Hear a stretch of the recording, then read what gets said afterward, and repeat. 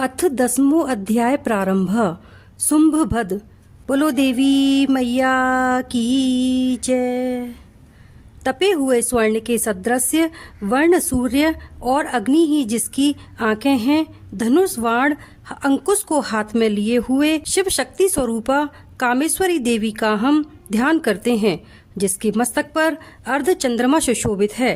ऋषि बोले, अपने प्राण प्रिय भ्राता निशुंभ को समस्त सेना सहित मरा हुआ देख शुंभ क्रोध से बोला, ओ अपने बल पर गर्व करने वाली दुष्ट दुर्गे, तू अभिमान न कर। तू दूसरों के बल का सहारा लेकर संग्राम करती है और अभिमान करती है।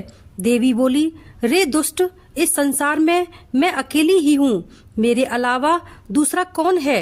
देख, ये सब विभूतियां मेरी ही हैं, जो मेरे में प्रवेश कर रही हैं।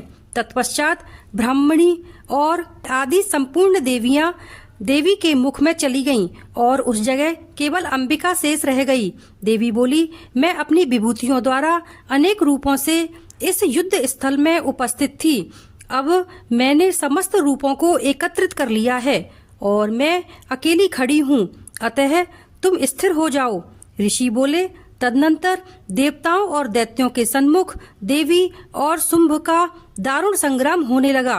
बाजों तथा अस्त्र शस्त्रों की वर्षा से उन दोनों का संग्राम समस्त लोगों को डराने वाला मालूम पड़ता था। इन दिव्य अस्त्रों को देवी शुंभ के ऊपर छोड़ती थी, उनको अपने अस्त्रों से काट देता था। इसी प्रकार शुंभ अपने दिव्य अस्त्रों को देवी के ऊपर छोड़ता तो परमेश्वरी अपनी लीला से उग्र हुंकार आदि शब्दों से काट डालती थी। इसके पश्चात शुंभ ने सैकड़ों बाणों के प्रहार से देवी को ढक दिया तो देवी ने क्रोध युक्त हो धनुष को अपने बाण से काट दिया। धनुष के टूटते ही शुंभ ने हाथ में शक्ति को उठाया तो अपने चक्र से उसके हाथ में स्थित शक्ति को काट दिया। तदनंतर शुंभ ने सैकड़ों चंद्रमा और सूर्य के समान चमकती हुई ढाल तथा तलवार से देवी के ऊपर प्रहार किया।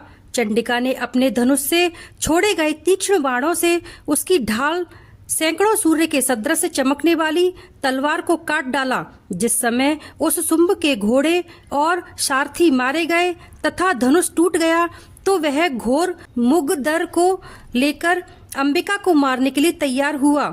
फिर देवी ने उस मुगदर को भी अपने तेज बाणों से काट दिया तो वह असुर बड़े बेग से घूंसा मारने दौड़ा और तत्काल ही देवी के वक्षस्थल में मारा तो देवी ने भी उसके वक्षस्थल में एक चांटा मारा।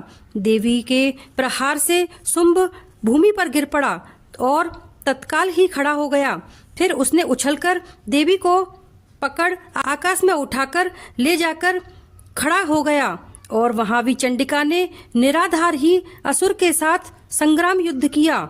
आकाश में चंडिका और असुर का ऐसा संग्राम हुआ कि समस्त सिद्ध और मुनि आश्चर्य युक्त हो गए। इस प्रकार अंबिका के साथ असुर का बहुत समय तक युद्ध हुआ। उसके बाद देवी ने उसे ऊपर को उठाकर फिराया और पृथ्वी पर पटक दिया। तदनंतर उस असुर चंडिका को मारने के लिए बड़ी तेजी से घूंसा तानकर मारने को दौड़ा। असुरेश्वर शुंभ को अपनी तरफ आते देख देवी ने शूल से उसकी छाती को घायल कर दिया और वे पृथ्वी पर गिर गया। वह देवी के शूल से घायल होकर मर गया। जिस समय वह पृथ्वी पर गिरा था उस समय समुद्र, द्वीप, पहाड़ तथा संपूर्ण पृथ्वी कंपायमान हो गई थी। उस दुष्ट असुर के मरते ही सारा विश्व प्रसन्न हो गया और आकाश निर्मल हो गया था। जो पहले अनिष्ट सूचक मेघ और उल्कापात होते थे वे सभी शांत हो गए थे और नदियां भी ठीक मार्ग से बहने लगी थी। उसके मरते ही समस्त देवगण बड़े प्रसन्न हुए और गंधर्व सुंदर गीत को गाने लगे तथा अन्य गंधर्व बाजे बजने लगे और अप्सराएं नाचने लगीं। स्वच्छ वायु बहने लगी तथा सूर्य की उत्तम प्रभा हो गई। जो यज्ञादिकों की अग्नियां शांत हो गई थी वह प्रज्वलित हो गईं तथा संपूर्ण दिशाओं का हाहाकार शब्द शांत हो गया। इति 10वां अध्याय समाप्तः। बोलो देवी मैया की जय। हेलो फ्रेंड्स, मैं हूं निक्की। अगर आपको मेरा दुर्गा सप्तशती का 10वां अध्याय अच्छा लगा है तो please like, comment and subscribe कीजिए। धन्यवाद।